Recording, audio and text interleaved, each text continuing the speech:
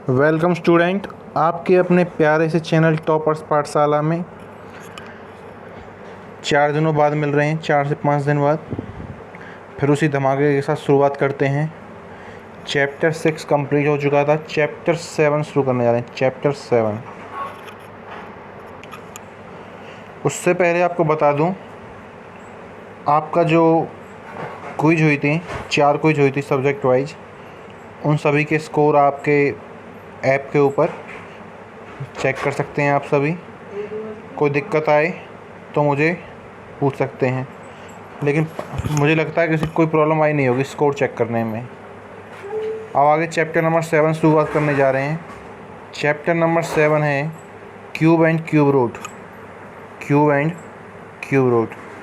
तो पहला फंडा अपना यही रहेगा, बेसिक करेंगे। और बेसिक से पहले 4 बातें मैथ की याद होंगी आपको। वो 4 बातें हैं, पढ़ेंगे सही तो समझेंगे सही, समझेंगे सही तो सोचेंगे सही कहाँ एग्ज़ाम में, सोचेंगे सही तो करेंगे सही कहाँ एग्ज़ाम में। तो क्यूब और क्यूब रूट पढ़ने से पहले मैं आपको क्यूब पढ़ाऊँगा। बिल्कुल सेम है, कहानी बिल्कुल सेम है। किस तरह की, जैसे पिछला वाला चैप्टर हमने पढ़ाया है स्क्वायर एंड स्क्वायर रूट, वहाँ स्क्वायर निकालते थे। जैसे कि मान लो हमने 1 का स्क्वायर निकाला, 1 का स्क्वायर निकाला तो 2 बार मल्टीप्लाई करते थे। अगर मैं 1 का क्यूब करूँ तो 1 को 3 बार मल्टीप्लाई करने पे क्या मिलेगा? 1 ही मिलेगा। पहली बात तो यहाँ तक समझ आ गई होगी।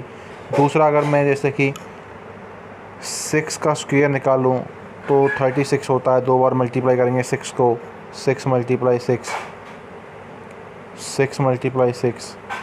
अगर मैं इसी 6 का क्यूब निकालूं तो 6 को 3 बार मल्टीप्लाई करना पड़ेगा। 6 6 जा 36, 36 6 जा 216। यहाँ तक कोई दिक्कत किसी को? क्यूब निकालना आ गया, स्क्वायर निकालना आता है, 2 बार मल्टीप्लाई करते हैं। क्यूब निकालने के लिए 3 बार मल्टीप्लाई करते हैं।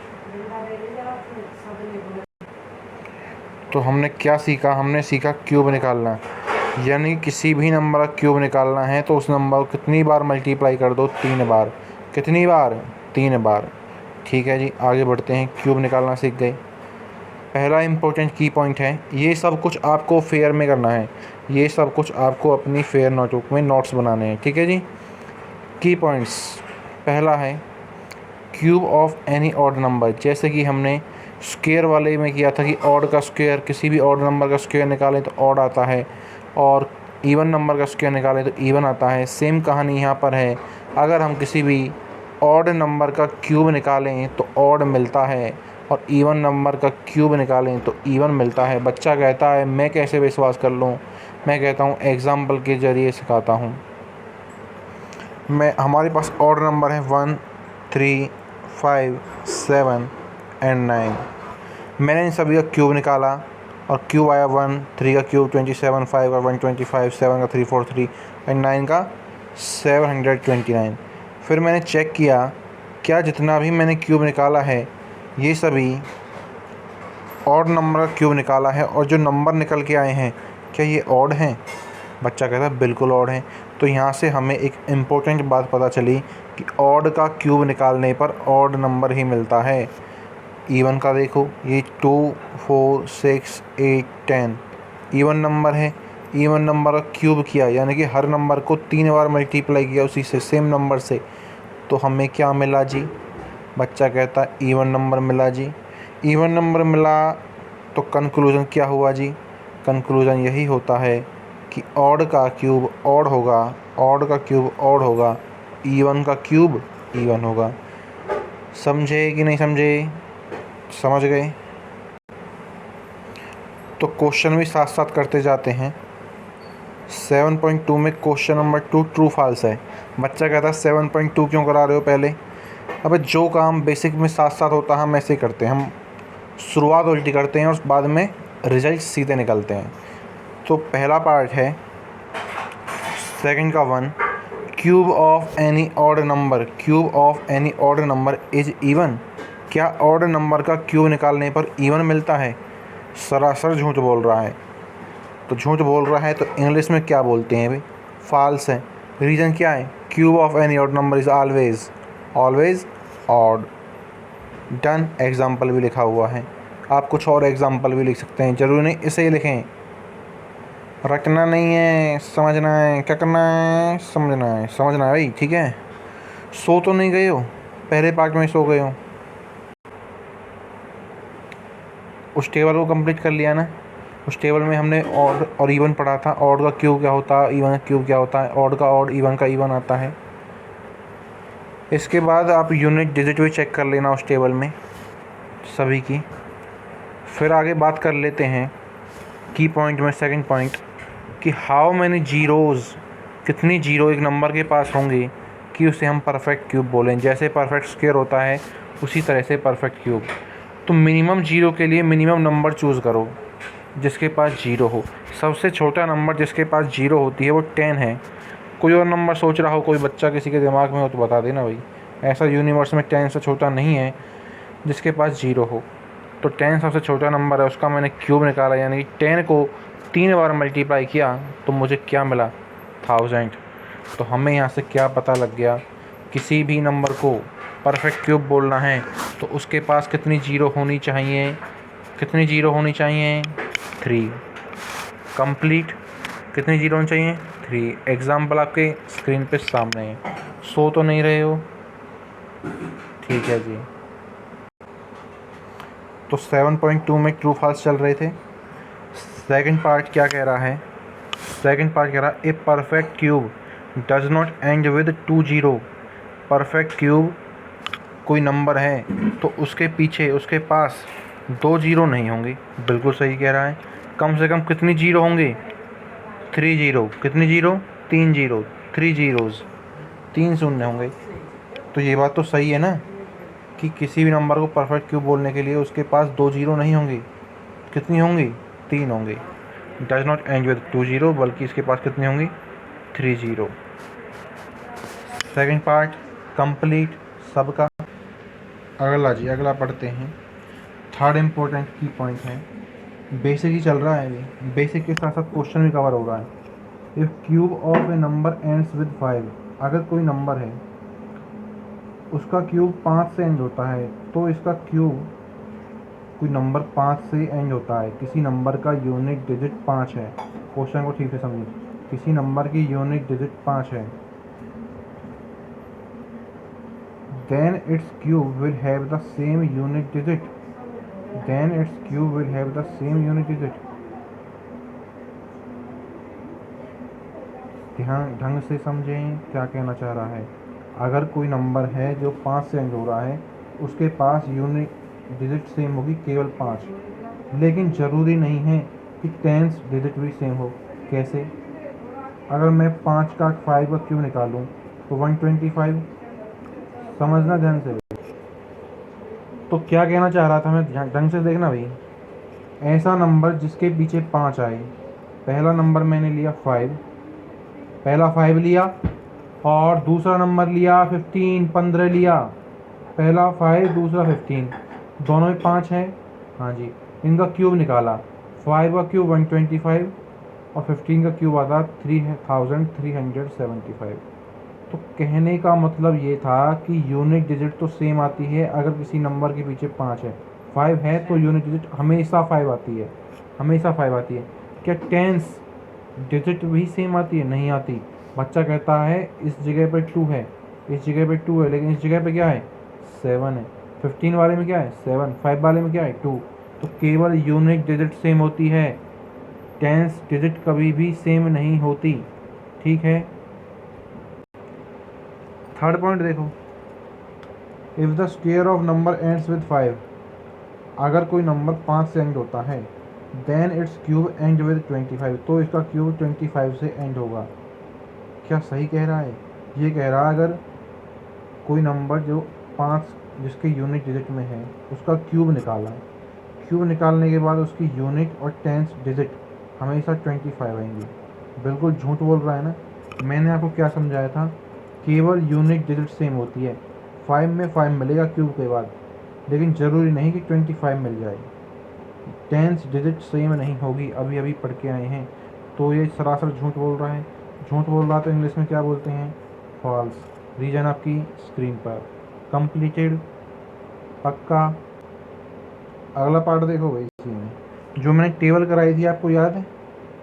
1 to 10 का क्यूब आपने लिख लिए होंगे, 1 से 10 के क्यूब, ठीक है लिख लिए होंगे। अगला कह रहा है, फोर्थ क्वेश्चन है, फोर्थ पार्ट क्वेश्चन नंबर 2 का, there is no perfect cube which end with 8। ऐसा कोई परफेक्ट क्यूब दुनिया में नहीं है जिसके पीछे 8 आए। झूठ बोल रहा है, सच बोल रहा है? सब साबित कर देते हैं, प्रूव कर देते हैं। 2 का क्यूब 8, और दिखाऊं, 12 का क्यूब 1728। ये तो झूठ बोल रहा था, और झूठ बोलने को इंग्लिश में क्या कहते हैं? फॉल्स। अब देखो जी की point fourth, single digit number का क्यूब निकालते हैं और 2 डिजिट नंबर का क्यूब निकालते हैं तो क्या हमें कंक्लूजन मिलते हैं। ध्यान से, आपके सिलेबस में सिंगल और डबल डिजिट का ही खेल है। मैंने सिंगल डिजिट सबसे पहले 1 लिया और 1 का क्यूब निकाला तो 1 मिला, यानी कि जो 1 मिला वो सिंगल है, डबल है, 3 है। कितने डिजिट हैं? सिंगल है। बिल्कुल ध्यान से, क्वेश्चन हो जाएंगे। अगला मैंने लिया 3, सिंगल डिजिट 3 लिया और 3 का क्यूब निकाला, क्या मिला? 27। कितने डिजिट? 2।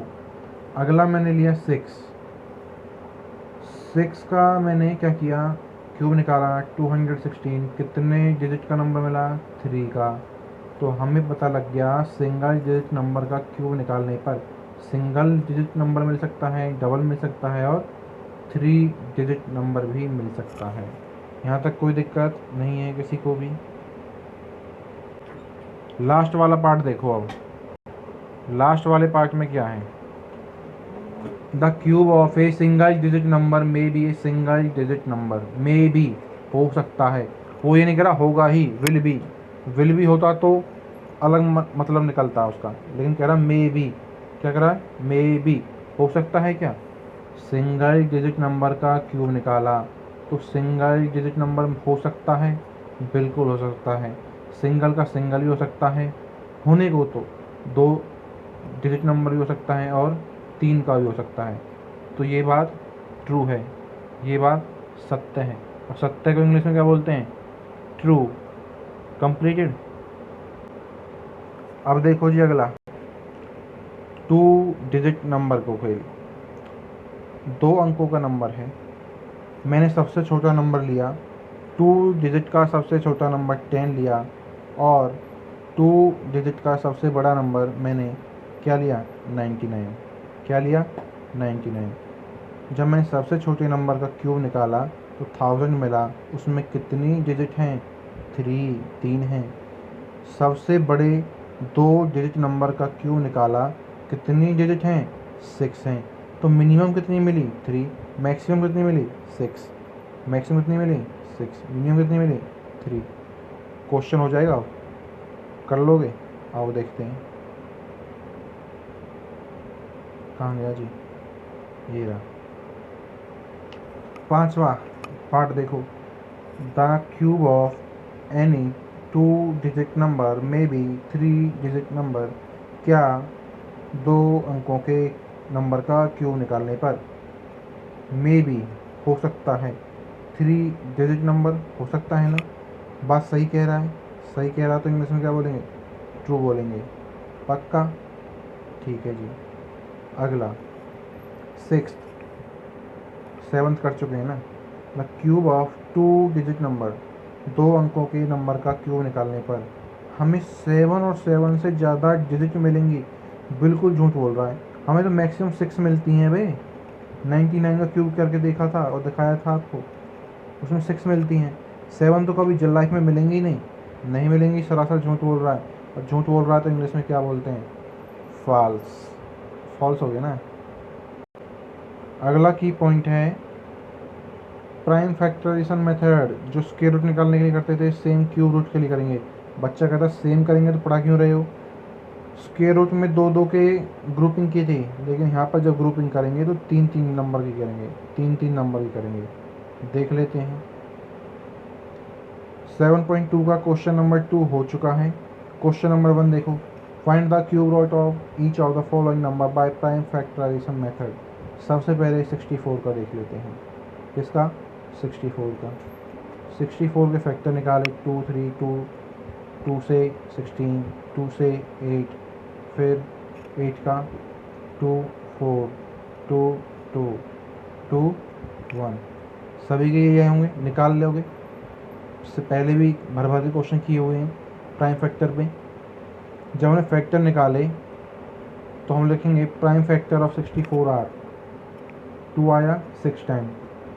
ग्रुपिंग करेंगे, क्यूब रूट निकाल लें तो ग्रुपिंग कितने कितने नंबर की होगी, 3 3 नंबर की। स्क्वायर रूट में कितने की करते थे, 2 2 नंबर की। यहाँ तक कोई दिक्कत किसी को भी नहीं है।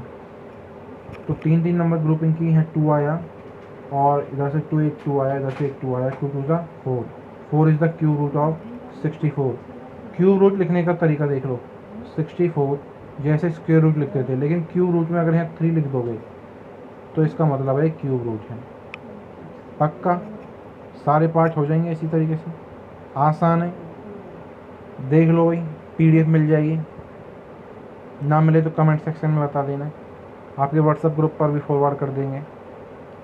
7.2 का क्वेश्चन नंबर 1 हो गया, ठीक है।